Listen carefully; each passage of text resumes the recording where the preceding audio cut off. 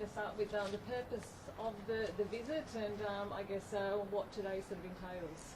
Yeah, look, it's great to be here in Western Australia, and in my time at the AFL and with Richard as the chairman, we want to take our commission meetings around the country, and so we've having one here in Western Australia today is just part of our annual calendar. We were had a presentation from Freo this morning. We've got WA Footy talking to us this afternoon, and I was lucky enough last night to meet with the AFLW coaches from both West Coast and Freo and the heads of women's footy as well. So just good to be on the ground and see what's happening in Western Australia.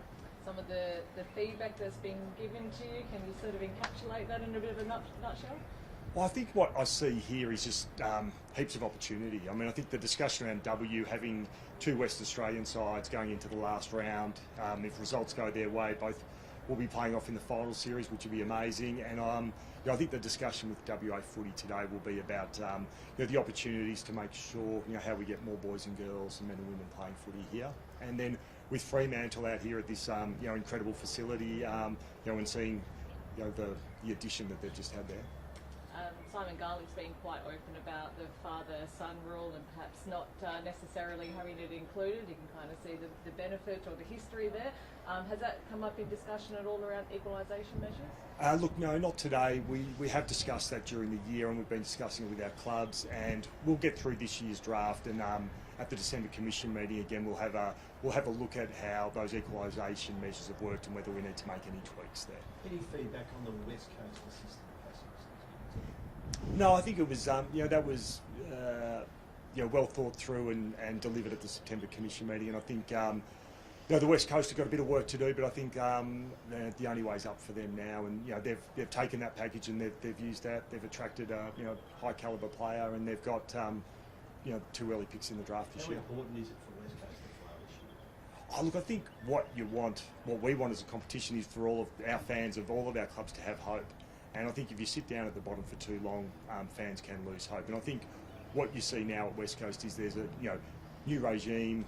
Don leading really well with Elizabeth Gaines, and and Andrew McWalter had a tough year first year, but he's going to be a good coach as well. So they'll get two high quality players this year, or more than two in the draft with their early picks, and with Harley Reid and others, they'll be going okay. And just the last one on that one, any concerns that other clubs will now come forward, cap in hand, wanting concessions?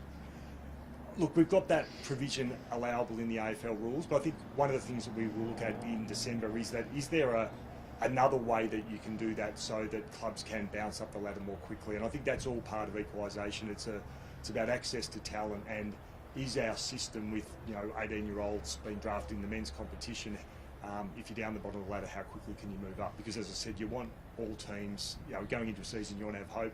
Every weekend you want to have hope. Any practising out there of the last touch? Not yet. Is that one of the things that's going to be on the agenda?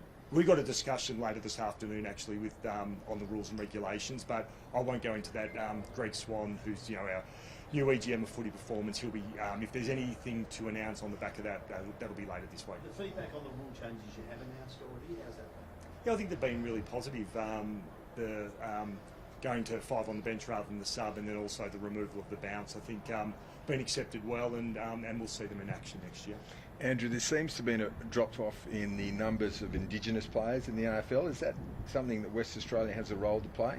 Yeah, look, absolutely. I think some of the great players that have come into the competition from Western Australia, it's something that's high on our agenda, and we've got to work, and I think it's something got to start right at the grassroots there. We want to make sure that we've got enough boys and girls playing at community level so they can make it through to the talent pathways and then be available for the clubs to draft.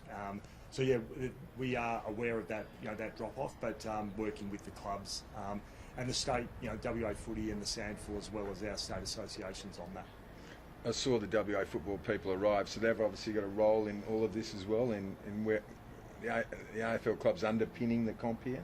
Yeah, absolutely. I think the relationship between the AFL and WA Footy is as strong as it's ever been in my time, and I think also with Fremantle and West Coast, how they work in with WA Footy is super important. WA's a proud footy state, and looking forward to how they go in Origin in February against the Vicks, and that. But unless we're producing players in WA who are going to make it to the AFL level, they're going to need to do that. Andrew, it was reported last week that the AFL had reached out to Geelong about Bailey Smith's behaviour and essentially put him on notice. What's changed? Because previously the stance was that you were going to let the club handle it. Well, I don't think that's a change. I mean, ultimately, it is the decisions for the club to handle. But I think what that was just putting the club and Bailey on notice that if the behaviours went any further, then it might be they might go to the bit where the AFL had to tip in. So, at what point would you do another fight, sign, shout, and head down his way?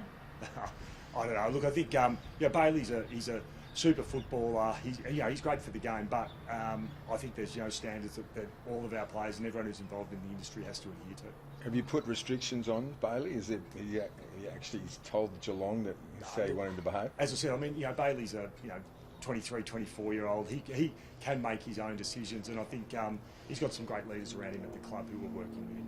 I think Clayton Oliver needs to be spoken about as well. He's been in the media a little bit in the right ways as well. Look, Clayton's he's moving from Melbourne up to GWS. I think it's a fresh start for Clayton. He's a super player, 4-time best and fairest, and I just wish him all the best for GWS. And I think he will find that the change of scenery up in Sydney will be good for him. The Perth Bears are currently meeting in town as well. They'll be here in a few years, I suppose. Does that come up in any of these conversations? Are you concerned about them muscling into the market, especially with the Eagles not doing particularly well at the moment?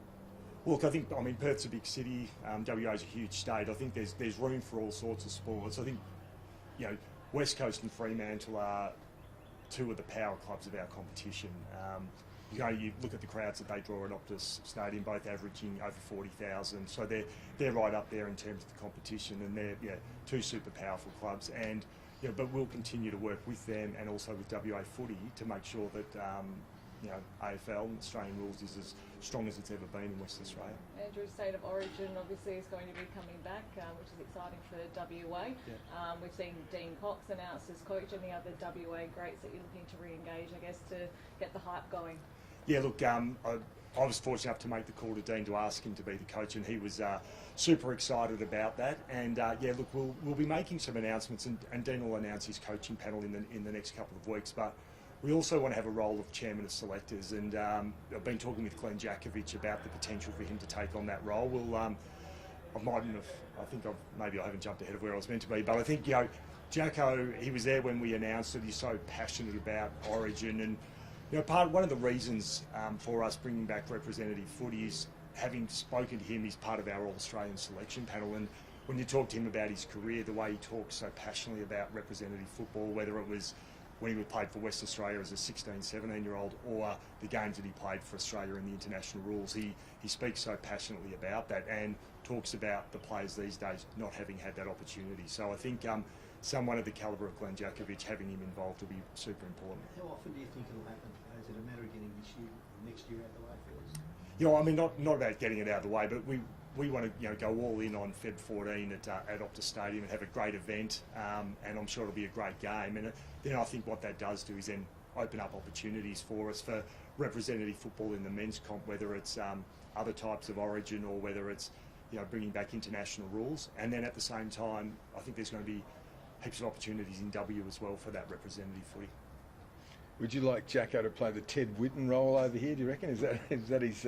Well, whether it's the Ted Whitten role, but I think having people who are passionate about the concept are super important, and I don't think there's anyone more passionate than Glenn. Where's the AFL at with the process of finding it successful for Richard Poyer?